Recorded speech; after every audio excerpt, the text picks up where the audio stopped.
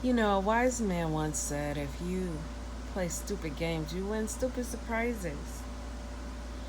So I really don't understand, why is it such a surprise, Lizzo, that you are being bullied? That no one is really respecting your craft, your time that you put into your work. It shouldn't be a surprise, dear, because you bully and taunt people regardless of their opinions. You say you don't care, and it's almost a in your face, down your throat type of thing, where you just force yourself on people. Your inappropriate behavior, your inappropriate self, um, you know, it is very, very hard to be accepted in this society when you are overweight, because being overweight, um, I would say, based on my own experience as a BBW, people feel that you are lazy, that you're sloppy and you're slob, and you overeat and you have no self control. Um, and they almost feel like it's a form of disrespecting yourself, so why should I respect you? And so, being that you uh, are dealing with those people and that frame of mind when you deal with the world, you can't turn around and just put your booty in their face and shake what ain't even there. And then we, because you and I, we share the similarities as far as body type. Um, you know, they're not, I wouldn't say that it is the standard of body goals. You know, you have all of these women going to the DR and to Colombia and Miami and even Atlanta, and they are getting basically the same shape. No stomach, tiny waist, big caboose, you know, and big boobs, you know, if they please, or breast lift. So, you know, the standard is to have that figure eight shape. And, you know, it's just unfortunate that unless you're part of the other tribe, certain things are not going to be acceptable. And I really feel like, I hate to say it, but it just seems like there is, you know, it's very biased when it comes to that. Because, in my opinion, if you were trans or a drag queen and you were doing your thing, I feel like it will be more acceptable, more accepted, and less people will say things because they are afraid of the repercussions that they may bring on themselves.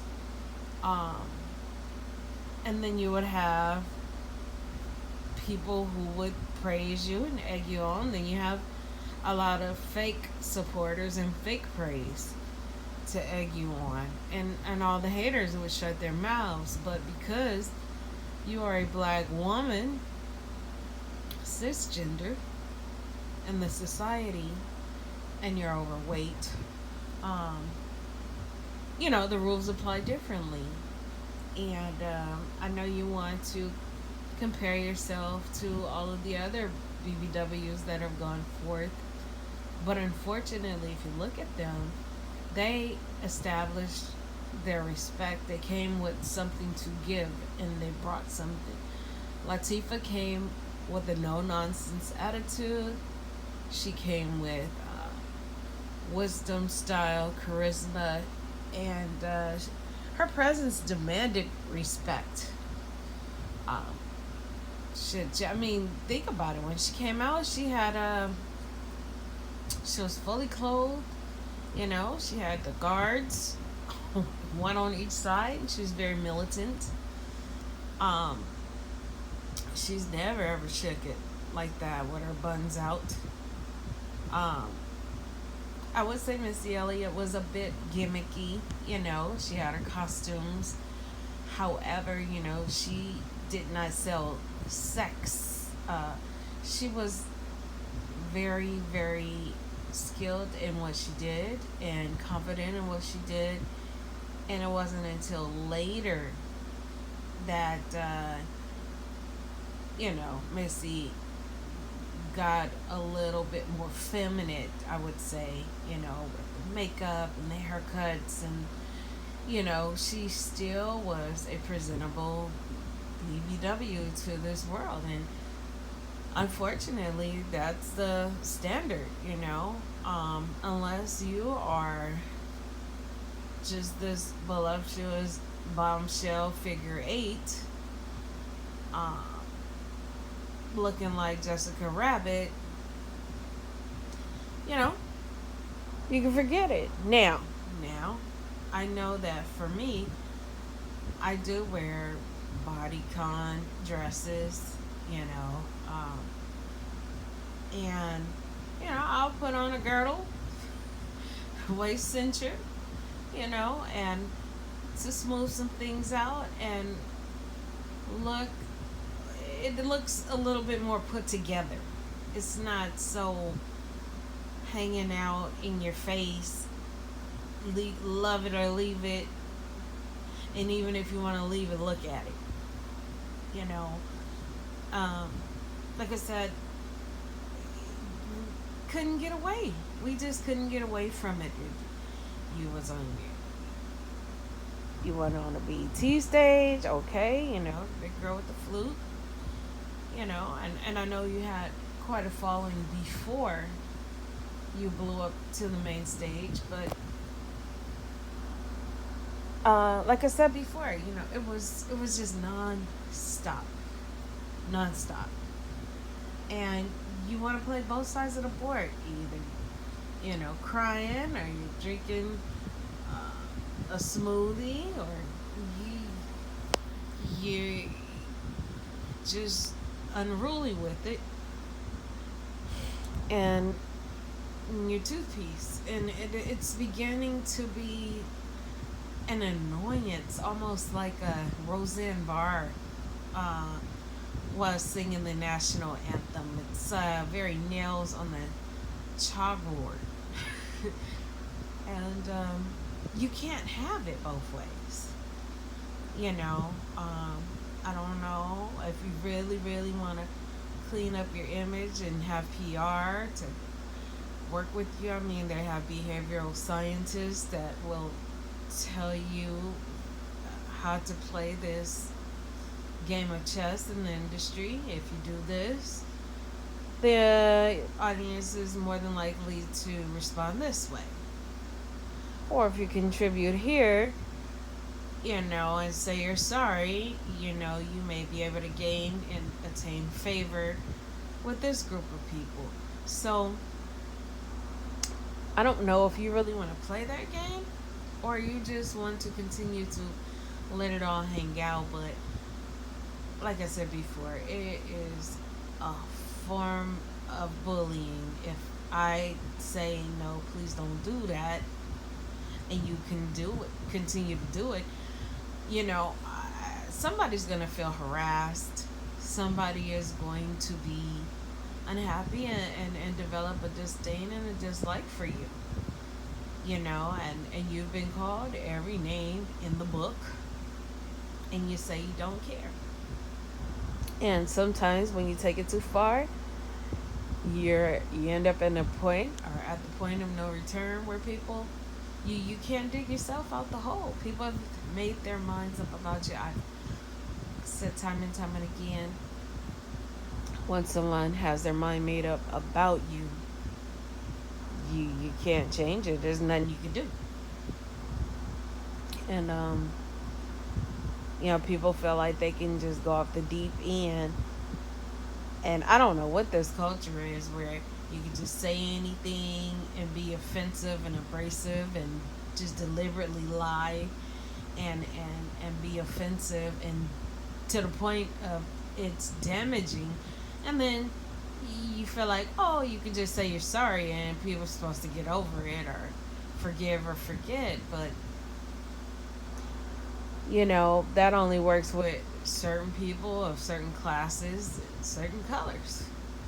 And even then, um, you can't control everybody's thoughts and opinions about you. However, if you are a part of a label and you're expected to sell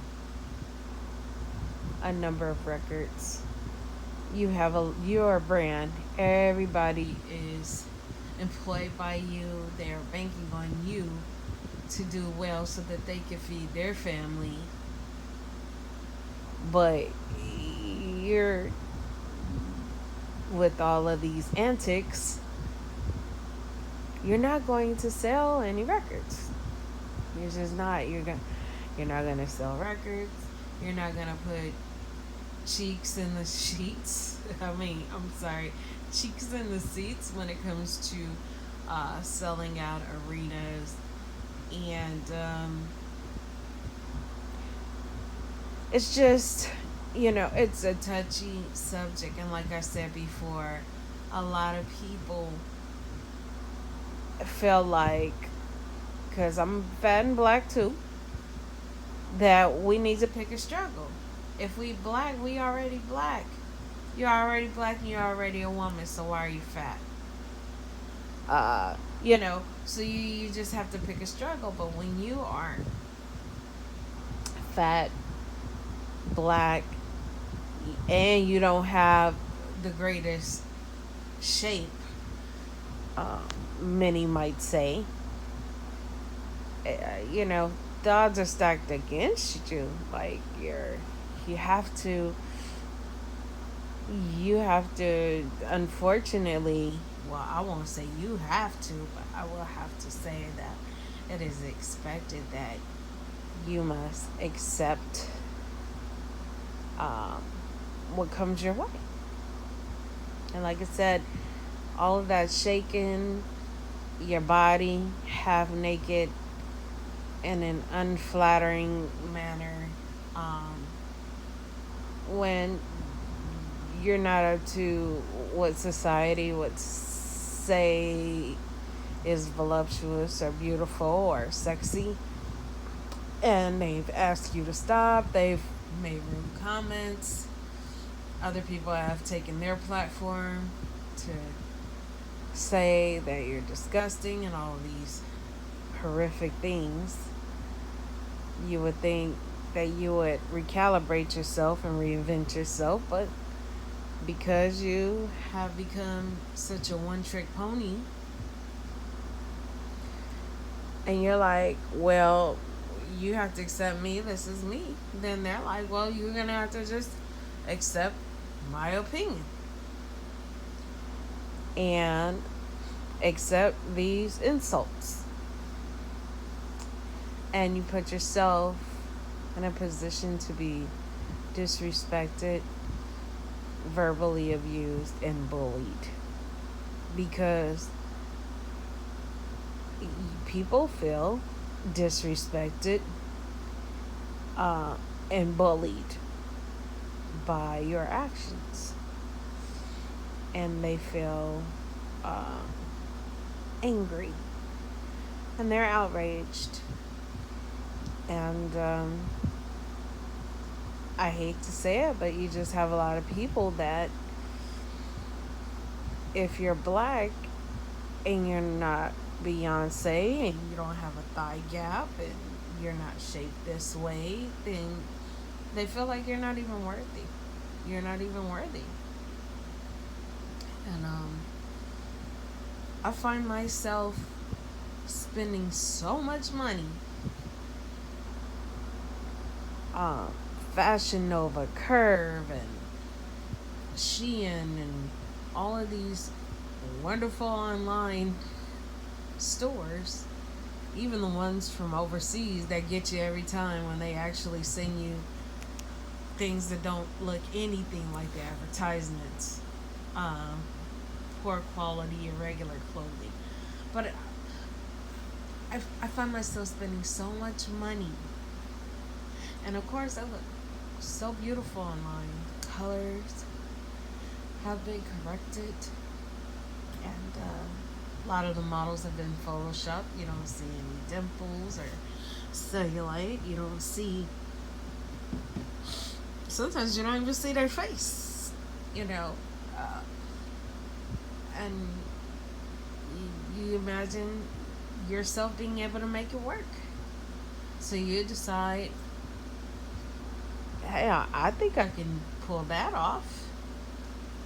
And when it gets to you, you open that box or you tear open that plastic package and you put it on, and it fits irregular, it fits boxy, the colors are faded, it's on a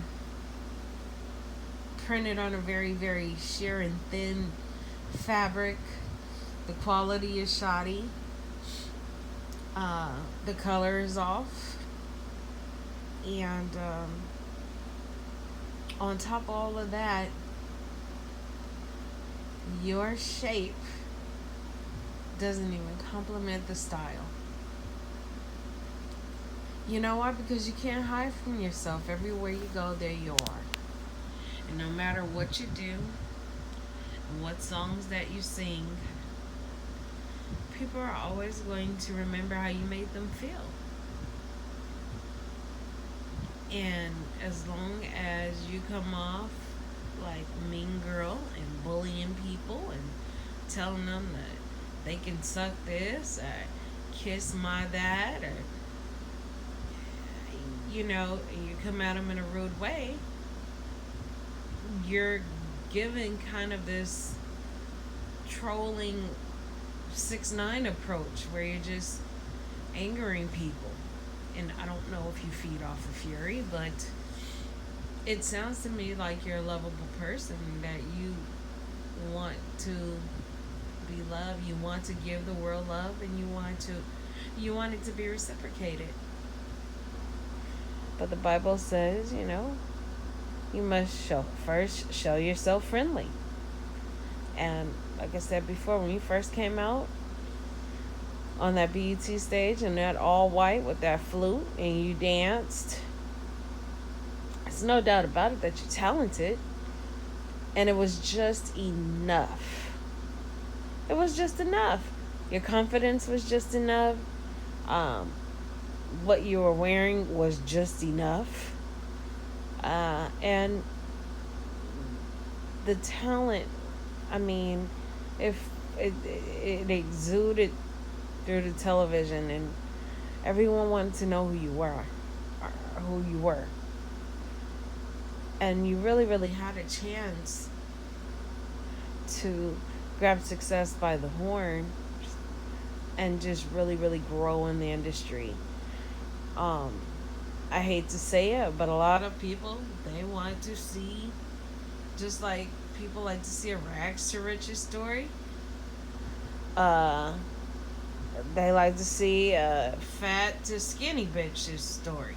Like, it was cool when Monique was big and moving, but I feel like she's gaining more respect because she has slimmed down. Gabrielle Sidibe was the butt of every joke. It was said that she wouldn't get another role besides Precious. But she had the surgery, she slimmed down, she got her a husband, and she's happy. And that's what society likes to see. Other than that, you're just a big black minstrel show to them. And that plays out really fast. And they're on to the next. They're either ignoring you or you know, they're bullying you in return. So I guess all I'm trying to say is, we as plus size women, if we're not gonna pick a struggle, because remember, you're already fat and you're black and you're a woman, and if you're all of those three things, you unfortunately are going to sometimes play your role. Um, and it's very unfortunate, for a long time, I was somebody's secret.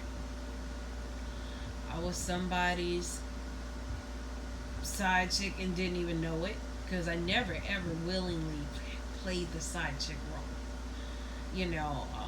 I would just always assume that, he didn't commit and we were just dating and he was dating.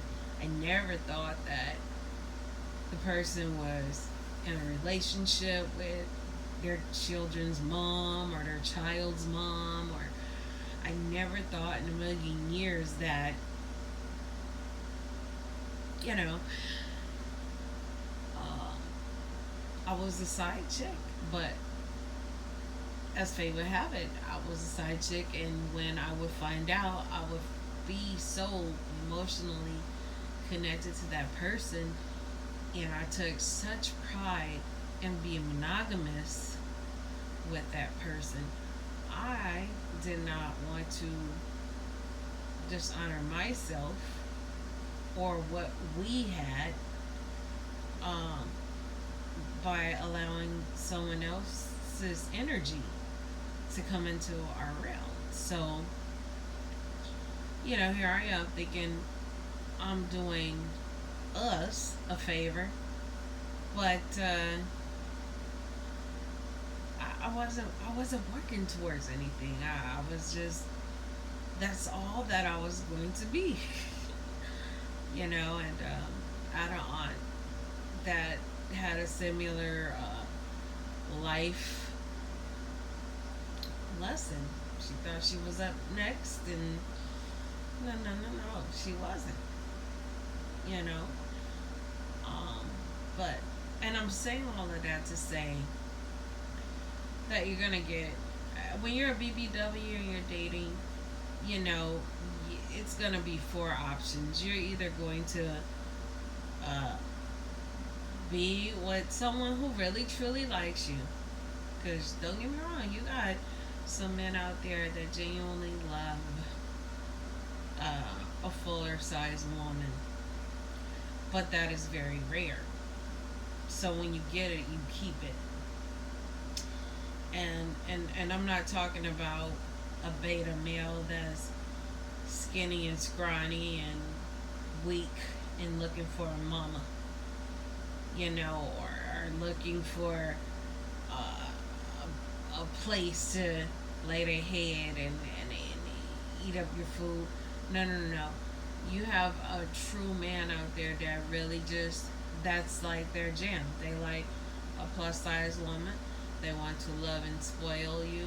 They want to put you on a pedestal, and they want to respect you and make you honest, make you an honest woman, make you their woman. They take pictures with you. They go everywhere with you. You know, so that's one type. The second type, you're gonna either you can end up being, like I said,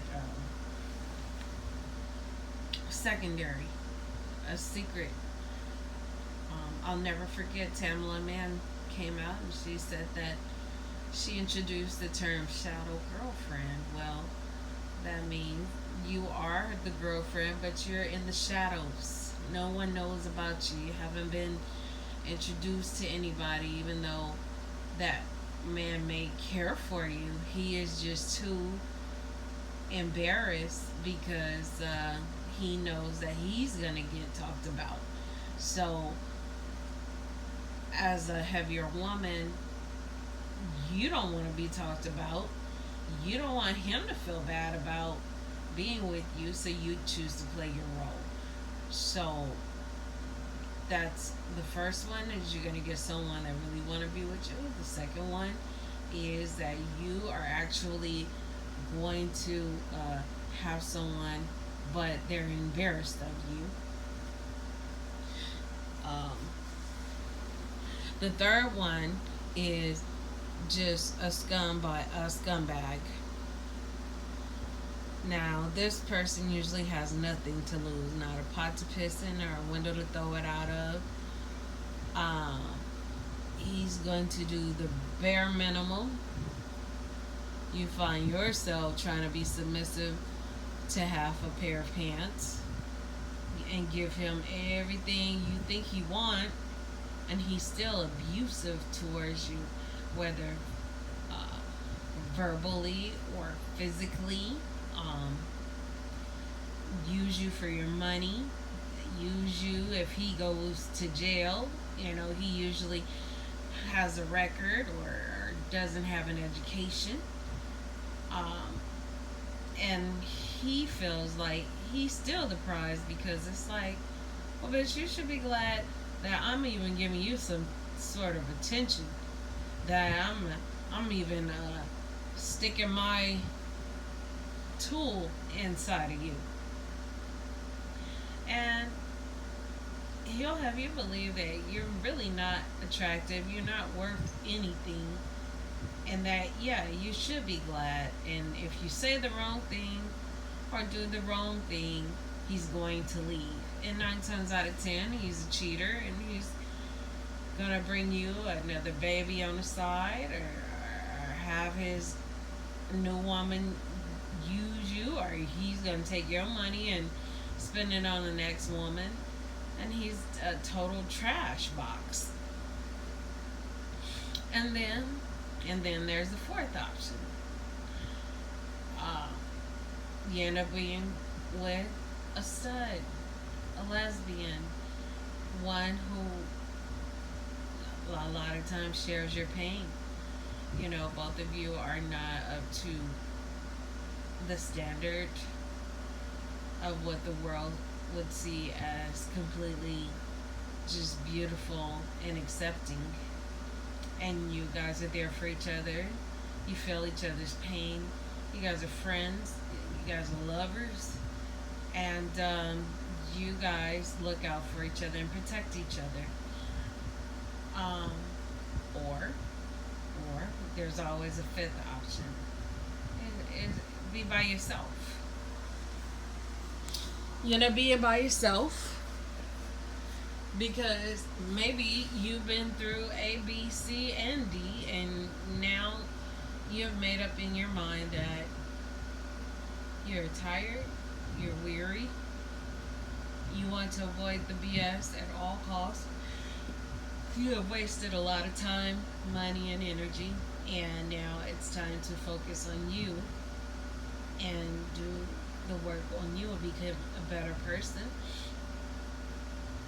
What is becoming a better person? Well, building up your own self-esteem enough to not just accept anything and accept what people say about you. And if deep down inside you are unhappy with your weight or the way that you look, you're going to change it. You're going to change your eating habits. You're going to join the gym. You're going to work out and feel better, not for everyone else, but for you. And I want to let you know option 5 supersedes the other 3. Now, the first option, that's cool, but that's like, I don't know, every blue moon you'll find a real man who wants to do for you and marry you and be with you just as you are. But other than that, you know, you want to take the time to really love yourself and focus on yourself. And I know for a fact that during this pandemic, I have gotten up, I have fallen off the horse many, many times. I lose 15 pounds, I gain 30. I lose 10 pounds, I gain 17. You know, my face is small, my face is bigger, my stomach's huge, and it's finally going down. So it's been quite a journey with me focusing on myself. And I know that I'm an emotional eater, and I do understand that things do affect me to where they affect my judgment. So, and I learned that through shadow work, right? Through just working on me and knowing what ticks me off, what makes me self medicate through drinking or eating or overeating or eating the wrong things. So, you truly get to learn yourself, and you stay away from stressful things or people that trigger you, and you focus on you and what makes you happy, and you create a safe environment for you so that you can work out your own issues and just work out in general, and become the person that you were supposed to be, and not who everyone else says you are. Now, if Lizzo is that way, then she needs to continue therein.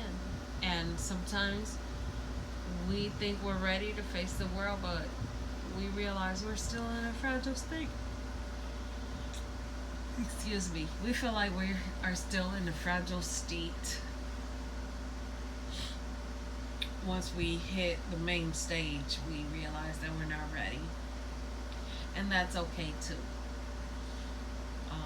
But you can't be bullying people with an in your face attitude and then not expect backlash. Yeah, it's just not gonna, it just doesn't work that way. So, yeah, those are my thoughts as a BBW woman. Like, comment, and subscribe if you really enjoyed this. I didn't really feel like getting in front of the camera today. I just wanted to burn my lavender oil and have my air on and create a peaceful, loving atmosphere to where I can really think and meditate. And this was on my heart, and I had to make this video. So thank you so much for dropping by, and I'll see you next time. Bye.